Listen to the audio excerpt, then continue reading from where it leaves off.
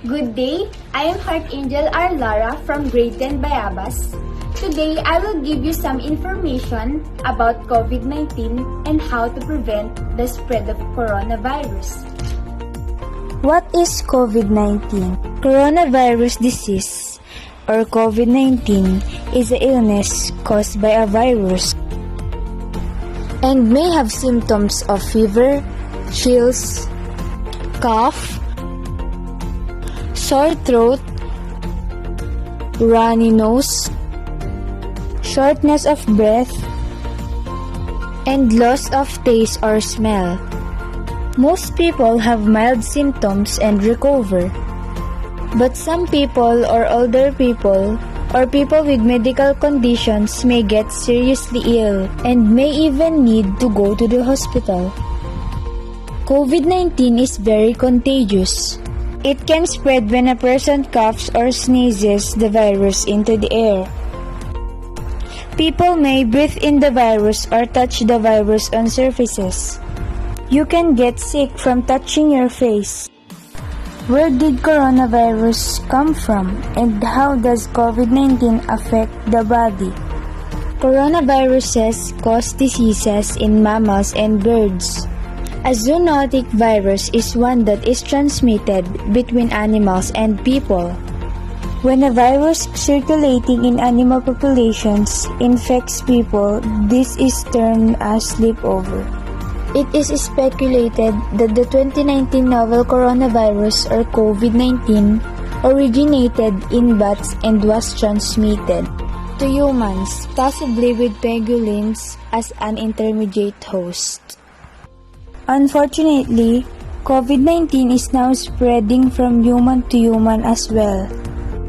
COVID-19 has surpassed the SARS death toll in a matter of weeks.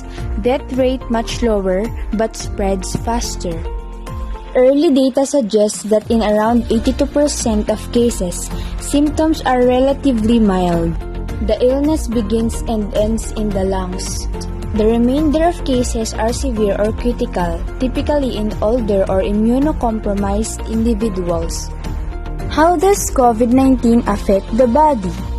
The virus is treated with protein spikes sticking out of the envelope that forms the surface and houses a core of genetic material. Any virus that enters your body looks for cells with compatible receptors, ones that allow it to invade the cell. Once they find the right cell, they center and use the cell's replication machinery to create copies of themselves. COVID-19 uses the same receptor as SARS, found into both lungs and small intestine. It is thought that COVID-19 shares many similarities with SARS, which has three phases of attack: viral replication, hyperreactivity of the immune system, and finally, pulmonary destruction. Early on in infection, the coronavirus invades two types of cells in the lungs: mucus and cilia cells. Mucus keeps your lungs from drying out and protects them from pathogens. Cilia beat the mucus towards the exterior of your body, clearing debris, including viruses, out of your lungs. How to prevent the spread of virus? Wash your hands frequently and carefully. Use warm water and soap and rub your hands for at least 20 seconds. You can also use an antibacterial and antiviral soap.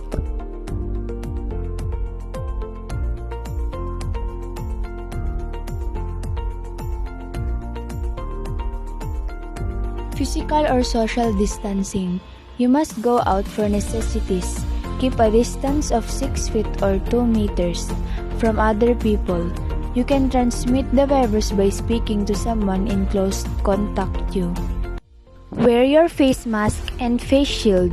A face covering without vents or hose will also filter out particles containing the virus from inhaled and exhaled air, reducing the chances of infection.